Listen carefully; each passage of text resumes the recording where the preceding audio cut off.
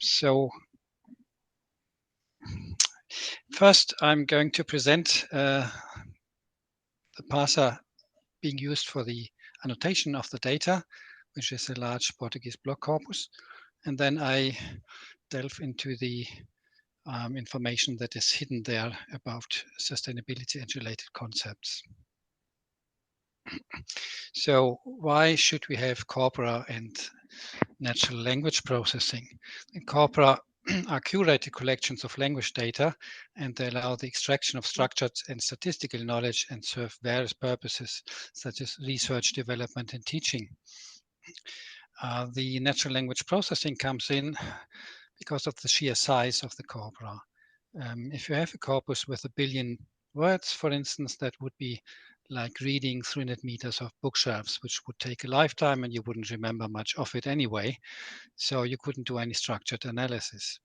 So the linguistic processing will allow you to filter through this, find the interesting spots and look for patterns and so on. So linguistic processing is paramount to the value of a corpus, to what you can do with it. And processing could be low level, such as the very compilation of the corpus, cleaning and metadata, but also various linguistic categories from morphology, syntax, semantics, and so on. It could even be task-specific markers for sentiment and metaphors. These are the linguistic levels from low to high. You are probably familiar with many of them. I'll jump to the semantic categories, which is a high-level annotation that is not just ordinary annotation, but you need lexica with ontologies. And there you could have markings for what a person is, or a tool, or food, or even which type of company. You could mark whether something is negatively polarized or a metaphor. You also need structure, which is the dependency layer, making links between words, so you get a tree. And even higher, you get semantic frames, that is, verbs organizing the sentence, like the attacking frame, having an agent that's doing the attacking and a destination that's being attacked.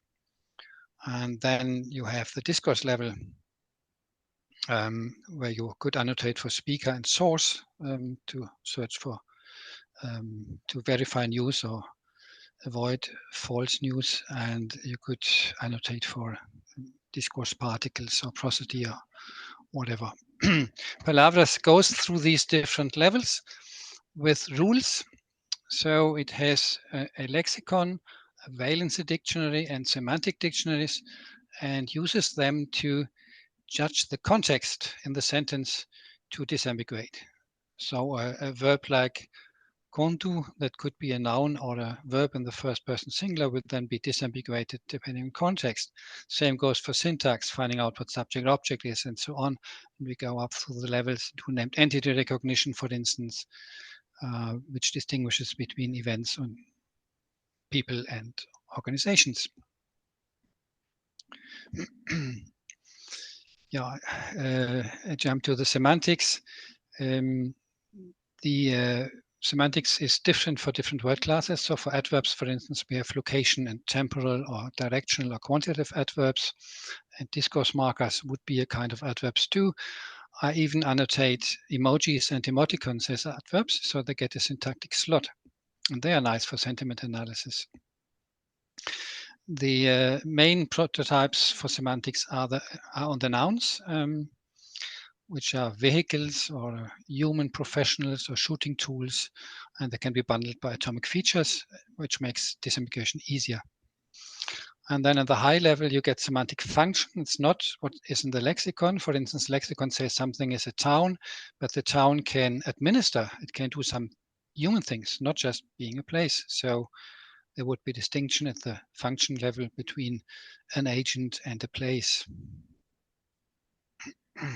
Annotation methods, you could try to do it manual. That works for small corpora, for instance, transcribed video corpora. You could do it rule-based, as I have been doing, and you could do it by using machine learning, which is now the main paradigm, in fact, for new parsers. Originally, there were hidden Markov models or the multi-dependency parser, but now the neural network architectures are beginning to capture semantics through word embedding, something I will use in this talk, and getting closer to what the rule-based parsers can do. But you need a lot of training data, and as opposed to the rule-based systems, it's harder to adapt.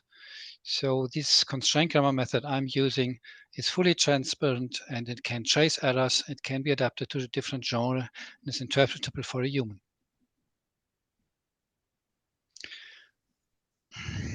Yeah, this would be a syntactic tree. Entre os donos de restaurante, a crise favoriza quem pilota a própria cozinha. You go top down here from a statement that's a finite clause, and you will have the adverbial prepositional phrase and the subject noun phrase. And at the bottom, you will have the words that are crise is a noun and a is an article. You can see green and blue here is very pedagogical, which was the application of this tool, syntactic tool. The green is the function and the blue is the form. This is the high-level syntactic and semantic analysis, a Spanish example where we get an agent group, El Ministerio de Salud Pública, and we get an event, and we get a location, and we get a beneficiary, everything. Pardon? You can't hear me? Okay, let's go out here.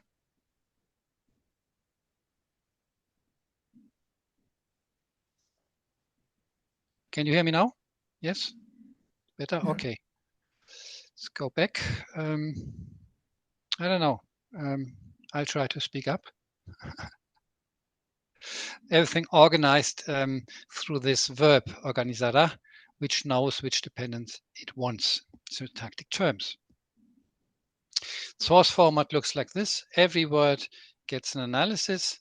One example, this programmer is analyzed as a noun, male, singular, and it is an accusative object, and it's an event.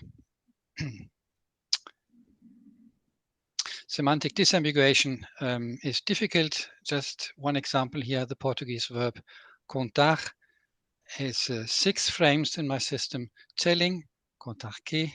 On the math frame, contar something, ovelhas. The having frame, assume and rely frame, contar com, where this com preposition is important for disambiguation. Then planning, contar viajar, or meta, contar muito para mim.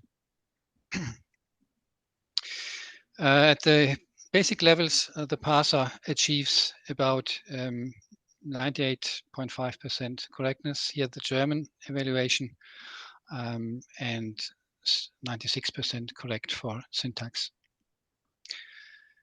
This is an example of the emoji annotation. I have 9 classes. I will get back to that. These classes allow me to look for instance, for indirect hate speech or for positive markings of attitude towards people or topics or companies. I work with about 10 languages, Romance and Germanic, and these are the applications for constraint grammar. One commercial application, for instance, is spelling grammar checking, because as opposed to machine learning, the rule-based system will, of course, be able to exactly say what is wrong and why it is wrong, and not just do a statistical guess. So now for the corpus, this is the corpus search interface, and you compose, well, you could just write something here and search for a word, like sustentabilidade. But you could also compose a more complex search. Here we have made 3 word fields, and each of them you can ask for a lemma entry. You can say the word has to be a certain part of speech or have a certain syntactic function or semantic role. And you can ask for the dependency head for structure. Also, it is possible to do layered searches. For instance, here, this is a dependency search where we looking for the verb heads in the past participle. One up. This layered search is here. So we do a search for immigrant words, like imigrante, refugiado, and then creating the subcorpus on the fly, we look for the semantic field for animals, and we get bad words used for immigrants, comparing them to animals like parasites or apes or so. The corpora I have been using here is mostly, there are some examples from the others maybe, but it's mostly this Portuguese block corpus published by Santos, Voloshin and Vieira. It covers Portuguese blogs between 2012 and 2017, and it is big. It's got 2 billion words, which is a lot for even for a corpus crawled from the internet. The NetLang, you can see the size difference, is a hate speech corpus from the Universidade de Braga, and it has 7 million words. Our own hate speech corpus is bilingual, German and Danish, and has 3 billion words, so it's comparable to the Portuguese corpus. So, Sustentabilidade. No word by the company it keeps, which is a kind of collocational view on meaning. I think goes back to first 70 years back. So what I did with the block corpus was I was looking for words related to Sustentabilidade by doing a layered search, and then I can sort the words I find by frequency, meio ambiente, empresas, ecotecnologias, desenvolvimento, preservação, aplicação, conceito. This was a spelling error in the corpus. Planeta, ações, reciclagem, inovação. This is the occurrences together with Sustentabilidade. And you can see it's not ordered by frequency, it's ordered by relative frequency. So we get these ecnotechnologies. There were only 12 instances, but they come into place number 3. And this is because I'm using a metric here. I divide the absolute frequency by the normal frequency in the whole corpus, or in Portuguese as such. So the words we find are more general ones like gestão, prática, qualidade, but also specific ones, more content related or semantic related, socioambiental, biodiversidade, ecojustiça, conscientização, responsabilidade. The next step would be to look at conceitos and práticas mais quais, or look up the interesting patterns. We have one pattern here, eco. Portuguese doesn't usually make compounds, but with eco it does. So let's see. What have we got? The practices and concepts. First, this is a concordance. In concordances, you have the search word in the middle, and you got a minimum context, and then there will be a button for clicking for the whole sentence or more context. We give ±5 sentences. Just going back, saying here. So if I, in the real corpus interface, if I click here on conceito, I will open a concordance, which will show me hundreds and thousands of examples to thumb through. So we can see conceitos de sustentabilidade, conceitos de arte, conceitos de terminologias adotadas, e conceitos sobre meio ambiente. You can see what kind of concepts are related to sustentabilidade. For práticas, it's similar. Práticas de gestão de sustentabilidade, or práticas de governança, de desenvolvimento. So we get a better idea that this is not just any concepts and any practices, but relevant ones. The other pattern that sprang up was eco. I looked for eco in the corpus, and there were 2 1,000 words, not 2,000 lemma, dictionary entry words. With inflections would be even more, right? So I try to order them a bit. Within the individual topic, we have the most frequent first. So we have the general ones with ecologia, ecologica, ecologista. An ecosystema with 4 different spellings, ecosfera. Then we have things which are more creative. Eco bag, eco villa, eco box. This is what ecografico, eco sacola, eco bosa. These are words that look structurally a bit like German or Scandinavian languages, because the eco is used as a compounding prefix. For places, that works too. Ecoponto, ecomuseo, ecoregião, ecobarreira, or even eco-wedding, which is a weird combination of English and Portuguese or whatever. This, I don't know why I wrote this, was something different. Eco-social, eco-coefficiente, eco-efficiente, eco-sustentável, these are adjectives that you also can make. And then concepts like ecoturismo, ecotecnologia, pedagogia, all kinds of domains focusing on ecology. But also hate speech is represented. In the corpus, there are eco-chatus, people irritatingly all the time talking about ecology and probably scolding others for not being ecological enough and so on. Or eco-tirano, eco-terrorista, ecocentrismo. This is the people not liking us. And their ideologies, combined ideologies, these are not hate speech, ecofeminismo, ecosocialismo, and even brands, a typical way of mounting those eco for planets. This is English, I think, more than Portuguese, but it's in the corpus.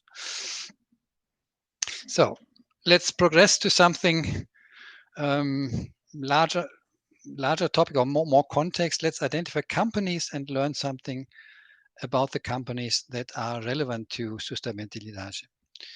We could have a suspicion that our Eliana confirmed that suspicion, mineradoras are a topic.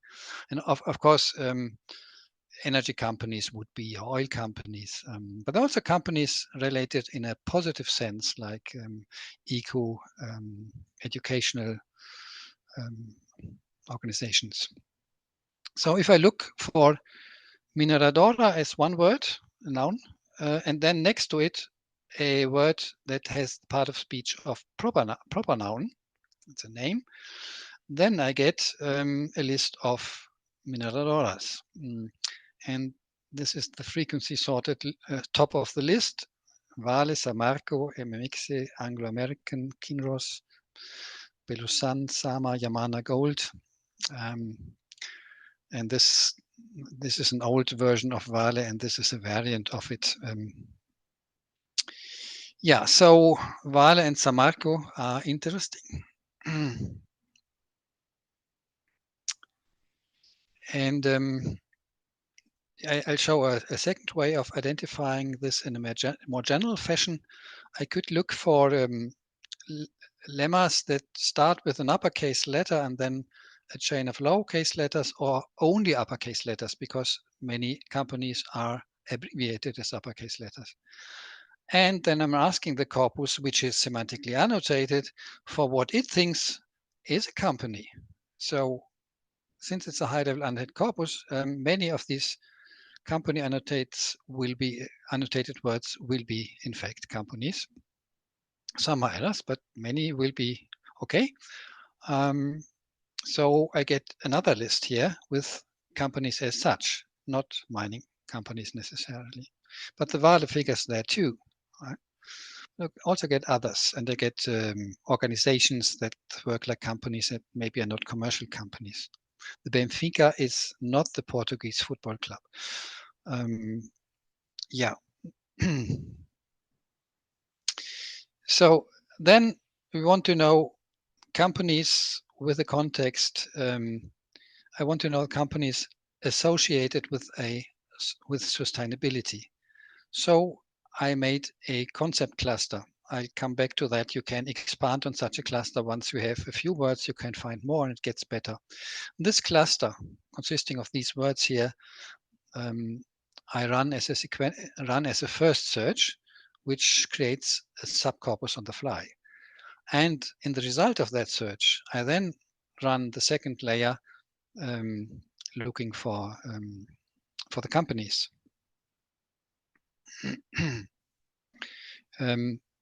I get this list, and now we have more order in things. We get Samarco on top, and Unilever, and Chapecoense, I think, is relevant too, and so on. These lists, of course, mean it is related. It does not necessarily mean related in a negative way. It could be related in a positive way, like maybe Educatu and Unifesp, so are related in a positive way. In order to split this up, you can constrain the terms or look for emojis, or simply do qualitative inspection. I can click on Unifesp and see what people are really saying about this. Just getting back to the search words. If I take this already big cluster of search words, right, I can seed for more. I do a sequential search asking for nouns and adjectives occurring in sentences that already have these words, any of these words, and then sort them by relative, it's important, relative frequencies. So being more important with this cluster than in the corpus as such. Then I get many more words, and this is not the full list. It could go on. I get things I didn't think of, especie or meio ambiente as a compound word, or desmatamento, or conscientização, or prevenção, bioma, ecossistema, viabilidade, biodiversidade. So I get many more words. I could put them in this list. I get an even bigger bubble and do it once again. Or I could take the bigger bubble and look for more companies. You see the process? It's an iterative process where I start with some basic linguistic ideas, and then I try and get as much out of the corpus as possible without reading it, before I go from quantitative to qualitative, and then I read. Then I look at the concordances. Then I go in depth. So qualitative inspection would be clicking at Vale and then see what people say about Vale, right? For instance, that it works with ThyssenKrupp. All the elevators in the world, this German company controls them, or that Vale uses the same tactics with all the world's populations, or how Vale is handling taxes, or what strategies they have. But this is a list of sentences that give you a qualitative idea about what Vale is about. It doesn't measure Vale in quantitative terms. So here are 3 full examples. Neste domingo, I split this up because the preposition and the determiner. Electricista da mineradora Vale. Here too, to get the noun phrase, I split the preposition. Faleceu vítima de choque elétrico. So something bad happened here. Then here, a context with mineradoras ilegais. And here we get Samarco mentioned in the context of toxic substances, toxic clay.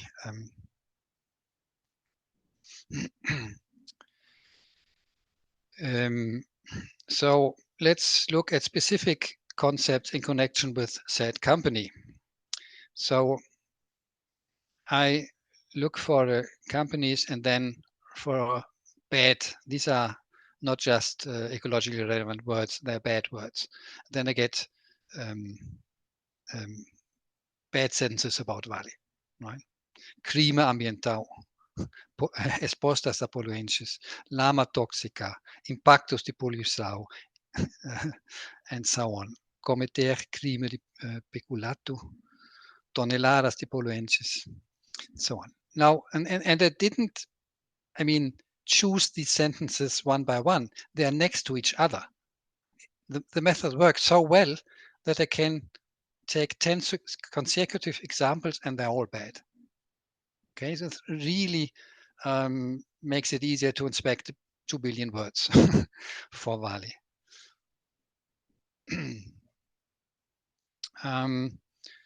So we can also profile a company through associated concepts here for Samarco and with a subquery, and then for nouns.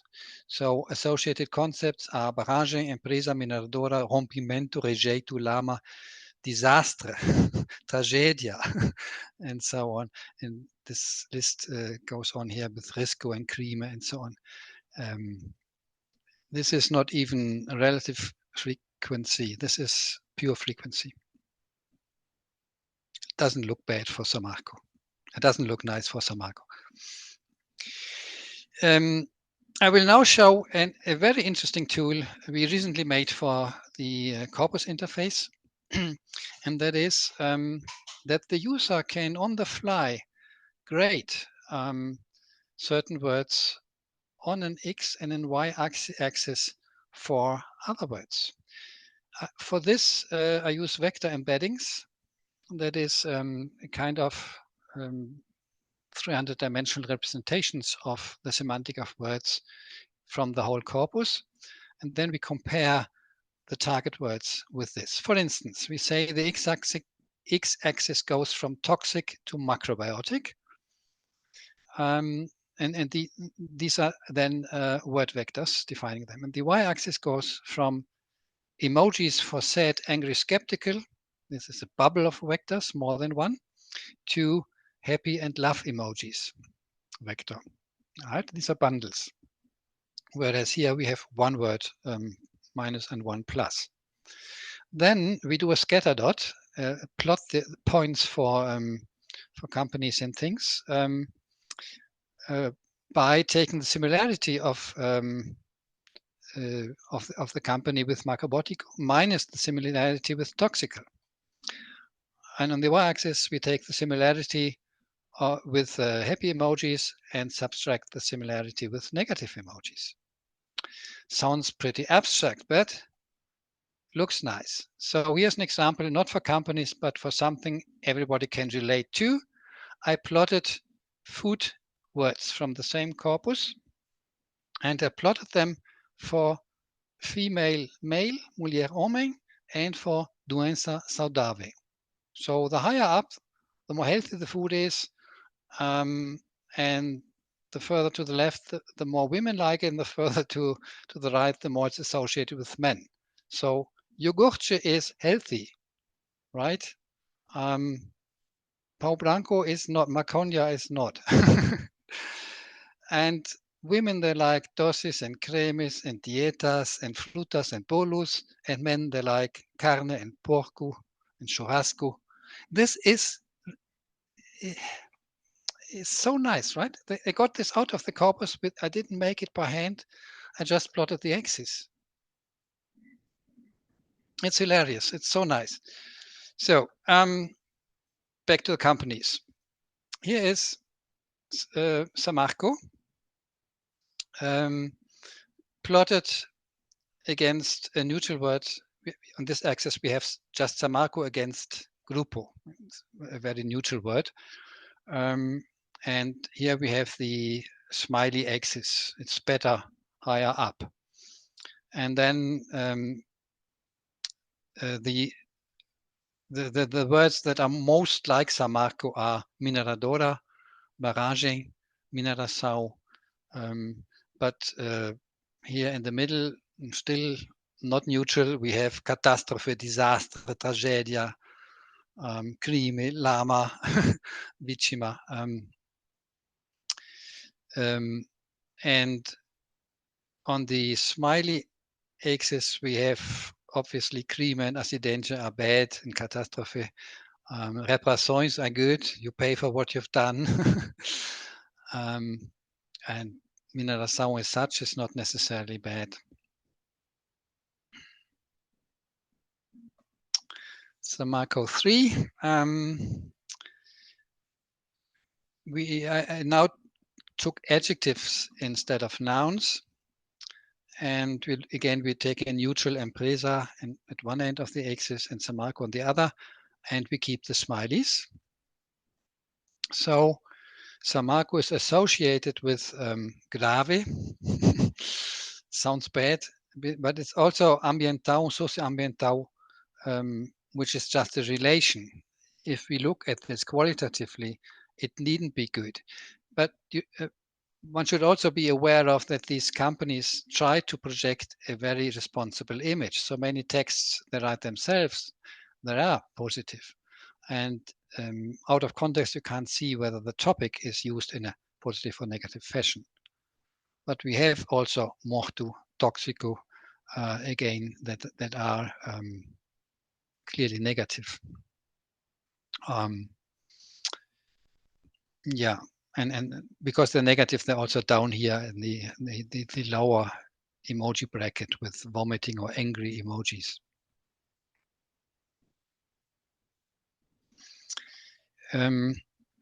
We can also compare one company with another. So here we have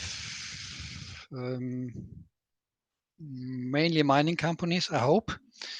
And I took the axis I showed for my computational example, the toxico-macrobiotico axis and an emoji axis here for sentiment analysis, sentiment grading. And on this axis, the most harmless is Editora, Televisora, Armadora. These are in the harmless end, but in the toxical end we have Samarco, Petrolera, Kinross, Vale, and so on. I put these general, these are not company names, I put these in as groups, neutral groups for sectors for comparison. But you can see that the mining companies, they tend to go over to the toxic side, and Samarco and Kinross go furthest along that axis. On the other hand, Kinross is associated with positive smileys. I don't know why that is, and Vale too. So they get some positive sentiment, not necessarily, of course, in the same sentence. To figure that out, you need to do closer inspection. Yeah, the big bubble in the middle is because I took empresa as such to kind of ground the scatter plot. So say, are you left? If you're left of empresa, you are toxic. This would be the average of everything. Yeah, this is was one of the first I tried to do with the mining companies. That was how let's see the difference between no, not the mining, sorry, the oil companies and the tech companies. What's the image of oil companies as opposed to tech companies? So the magnificent seven big tech companies, American tech companies, are on the right. And what does right mean in the scatter plot? It means sustentabilidade ecológico and renovável, a bubble of those. Whereas the oil companies are on the left-hand side, where we have poluente and prejudicial. So Aramco being worst. Only one tech company comes over here, and that's NVIDIA, maybe because their energy use. Yeah, and then in terms of smileys, the most positive one is Google. And yeah, and yeah, but the tech companies are simply more together and neutral, with the exception of NVIDIA in terms of sustainability. Sustainability is, I would say, it is often lumped together with other issues like impunity and accountability and responsibility. So let's make an axis of how social they are. Here we have exploração, which is a bit difficult in Portuguese. It does not necessarily mean exploiting people, and social. And here we have impunidade, responsabilidade. So the companies are spread out across this. We have Anglo-American and Vale, and the old version of it, Vale do Rio Doce, Yamana Gold, being less socially responsible. The last way of looking at corpus data I want to show is network analysis. This is a technique that comes from biology, chemistry, and pharmacology, medicine, where you look at genes and proteins and so on and try to get an idea about how they relate and are similar. I'm using this for linguistics. So how does it work? You need to create a network where the dots are words and where the links, the so-called edges, are verbs. So I take my linguistically analyzed corpus, where the verbs know what the subject and object is, and to make it's simplified a bit, but basically you make a triple of subject, verb, object, or if there's no verb, you make a attribute head or subject subject complement with or without a copula in the middle, and then you put these triples you put in a CSV table, comma separated table. For instance, here we have proponente and the verb incluir and funarche, or vale, conseguir something in Brazil, or Petrobras paying União, or the objective of examining nature. So we have these verbs as interaction, so to say, between the nodes, and then the source and target node, the two nouns or proper nouns, they also get semantics. I have these classes like organization or human, or semantical concept, and for the verbs I have frames like creating, identifying, promising, analyzing, attacking. Everything comes directly from automatic annotation. I didn't do that by hand. I made the parser by hand, but once it runs, it can do these things on its own. Here, the table is ordered by edge betweenness, which means that the particular triple is used with many. If you try to make shortest links between other words in the network, then many have to pass this. This is centrality measure. It means this is an important relation. Once you've done such a network, you can open it, and you have many options of how to inspect it, and you can search, for instance, organization nodes and then only look at those. Here I took a so-called edge-weighted spring-embedded layout.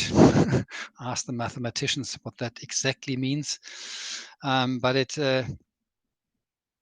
I then highlighted words ambiente, natureza, impacto, recuperação, sustentabilidade, and all the nodes related to these 5 words. And I'm not marking the verbs in between. All the white links are verbs, but I'm not showing them here. That would be very dense and confusing. So let's see what we get. Take a minute to look at this. For instance, we have ambiente, which is linked to words like CBF, SEDUC, Greenpeace, which are units of organizational units of URE, which is a cosmetological company, I think, but also adjectives like bom or proposta, nouns like proposta. And these are green companies like Greenpeace and SEDUC, but also, let's say, black ones like CBF, CBF or something. So these words are all related to the environment. But we can also see that there's educational focus on environment, which I think is positive. We have the words for aluno, criança, educação, professor, and escola closely linked to ambiente and not to impacto or others. So there's a educational focus on the environment. We take a word like impacto, we get more companies: Nintendo, Finaspe, Volkswagen, Electrobus, Emblapa, BASF. Now many companies, much more than our with over here with Ambiente, because they're all having an impact on something. We could look at the others, but I don't think there's time. I just want to explain the structure of the network a bit more. So we can see these closely associated clusters, and we could then get out the verb relations and look closer at them. But we also can see that the more neutral words in the middle, like corporação, fundação, projeto, and vida, they are in the middle. They can relate to in either way. They're not necessarily linked to one or other company. I have one more of those where I highlighted not the concepts but the companies. Petrobras, Vale, Eleni, Funarte, CFC, ONU, Kakaoi, which also is a company, not just the tree, Eleni and APA. And so we get new bubbles. The Petrobras, for instance, here is related to interesting things like multa, but also it's very commercial. You get the dollar sign here, or milhão, or negocio, and percentages. Whereas Funarte is very different. You have information and publication and documents and results and visits and press and so on related to Funarte. Here's the Vale we have looked at already many times, this talk. It is related to, we mark the bad words, vítima and doença, but also donations and esforços. So they're trying to make an effort, apparently. Again, in the middle, we have relatively neutral things, neutral concepts, nature, preservation, development, or worth, valor, and the sustentabilidade, which by itself, by the way, is not that frequent in ordinary blog corpus. It's a very specialized word. So if you do corpus search, it's better to make a cluster of words related to it. Not only the adjective Sustentável, but also like I did with this cluster of other eco words. You get more stuff than just the noun.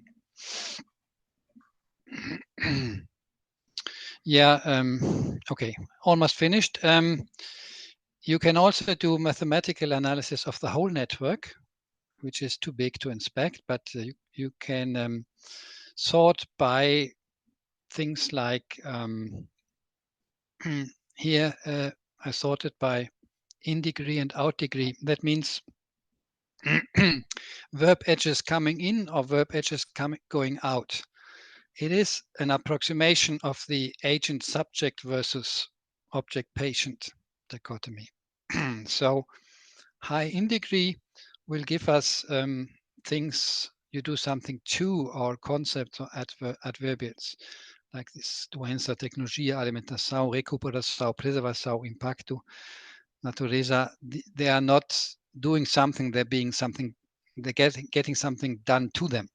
Whereas if you look at out degree and sort by out degree, we then get more actors. We get Brazil, Funarte, ONU, Petrobras, Vale, all of this companies, Ambev. Some of them we have seen before. There are many other measures about centrality and importance that you could use to inspect the corpus this way. I just need some water.